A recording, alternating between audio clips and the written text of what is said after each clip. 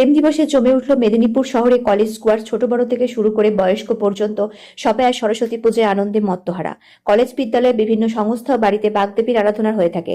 College square Bagdevi আরাধনার পাশাপাশি বিভিন্ন রাজনৈতিক ব্যঙ্গচিত্র ফুটে উঠেছে এবং এই ব্যঙ্গচিত্রের মধ্যে একে অপরকে বিভিন্নভাবে আক্রমণ করছে সেই চিত্র চোখে পড়ছে। পশ্চিম মেদিনীপুর থেকে শান্তনু বর্ধনের রিপোর্ট, ওয়ার্ল্ড পাবলিক টিভি।